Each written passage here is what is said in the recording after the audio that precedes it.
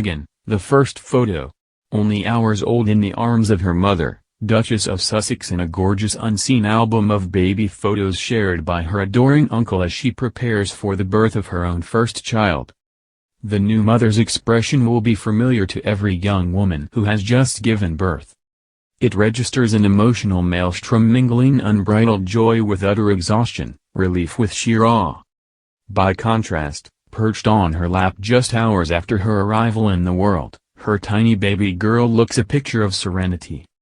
Indeed, she appears so composed as the camera flashes, that it is almost as if she could sense her extraordinary destiny.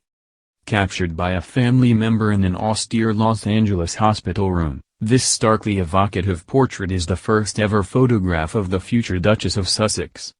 It was taken so soon after Meghan's birth, at 4:46 am, on August 4, 1981, that she still wears identity tags around her wrist and ankle, and barely fills out her sky blue smock, as she nestles next to her 24-year-old mother, Doria Markle.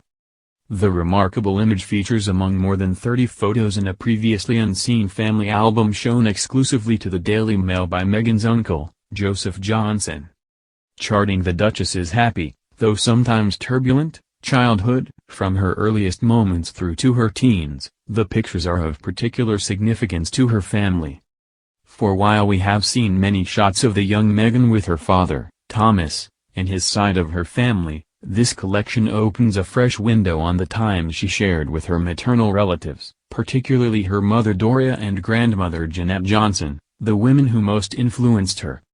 This week, as his niece prepares for the imminent birth of her first baby, albeit in rather different circumstances, Mr. Johnson, 69, thumbed through the fading snapshots, reminiscing as he explained why he has chosen to publish them.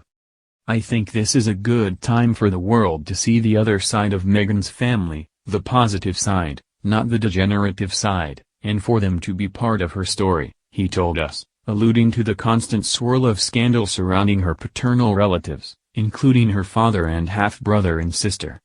In a wide-ranging interview at his studio in Fresno, California, Mr. Johnson, who is a talented artist, also offered a candid insight into many other aspects of Meghan's life, revealing how, far from being cowed by her new position, Meghan loves the fame and adulation of being a royal, according to her mother.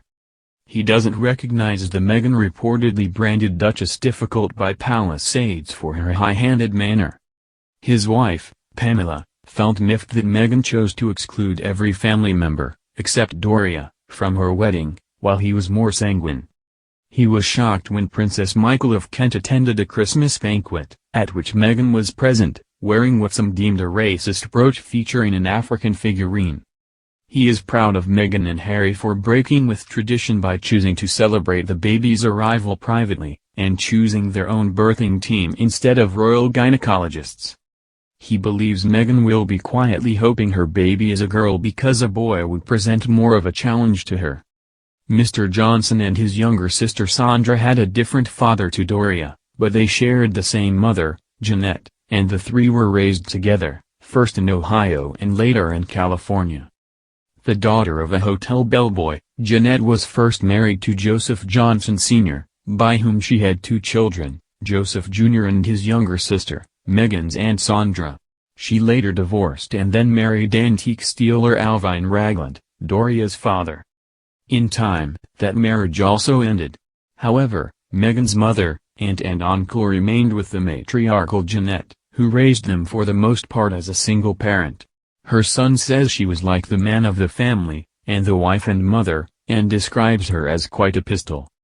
With racial segregation still rife in America, their childhood was marred by poverty, and such appalling bigotry that the family was once hounded out of a whites-only town in Texas, as they drove west seeking a better life.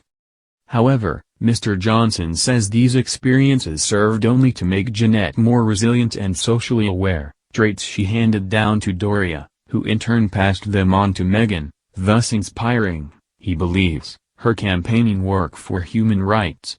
Meghan inherited other values from her formidable granny Jeanette, he says, including her self-reliance, quick wit and wicked sense of humor. For although Meghan's mother and father did not divorce until she was 6, Mr. Johnson is adamant their marriage was already failing by the time she was born. Since Doria had to return to work for financial reasons soon after the birth, it meant Meghan spent much of her infancy in the care of her grandmother.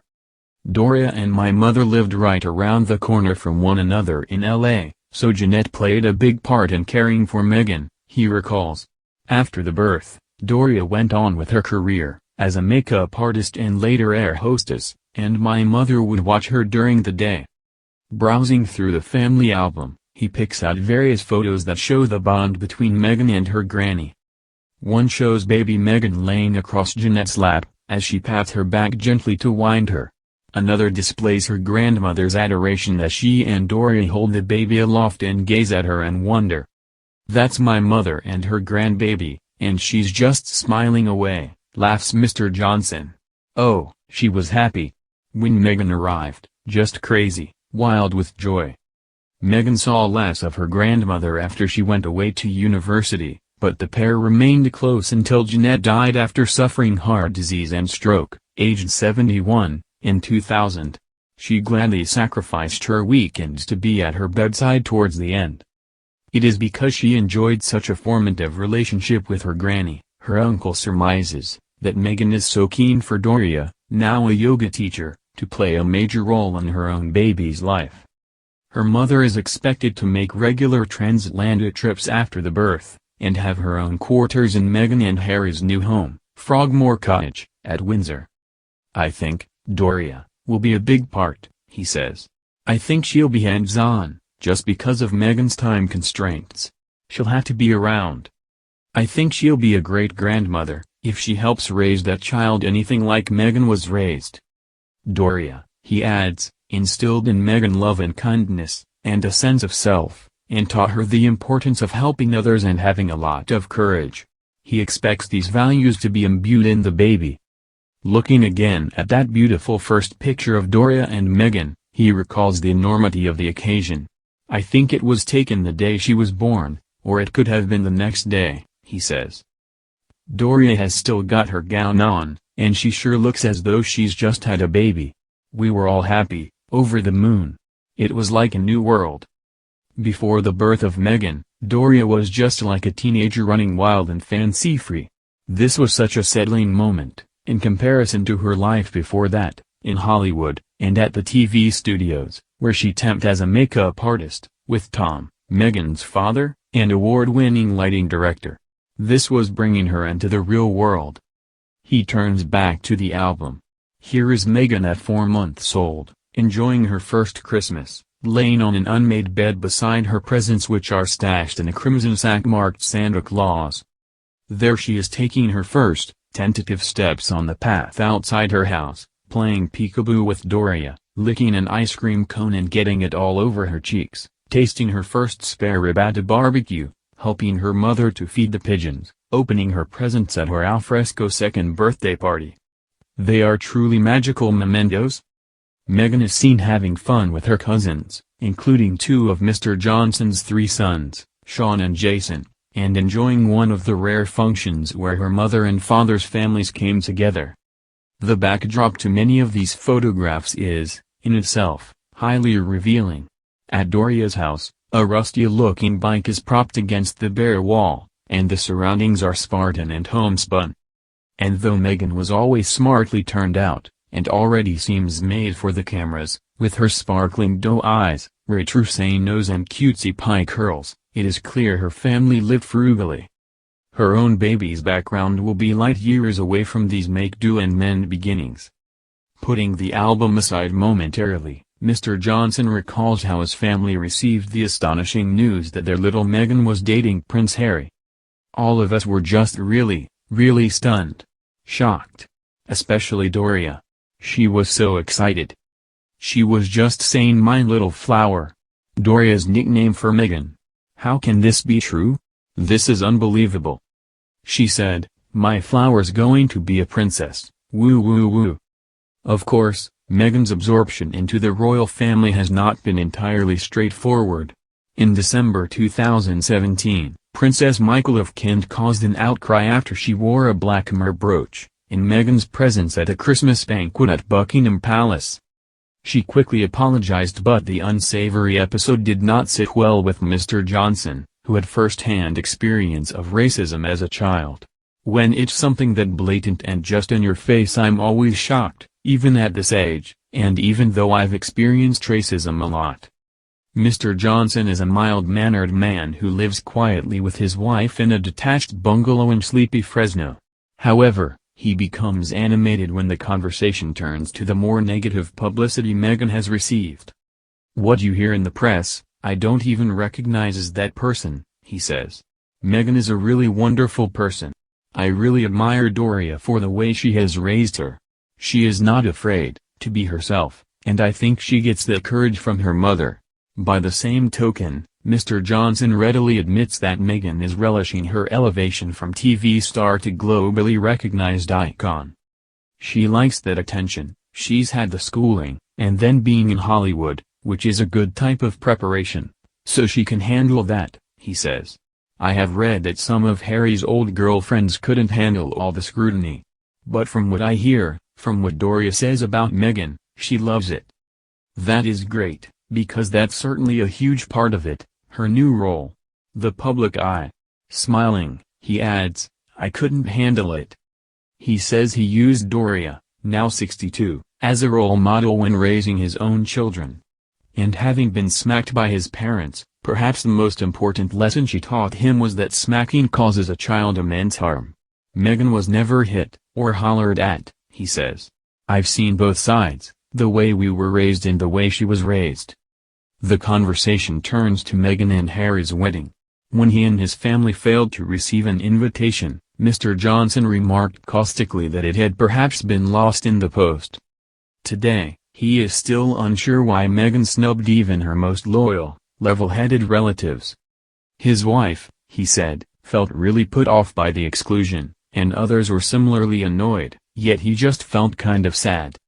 With a shrug, he went on, "My wife was kind of miffed.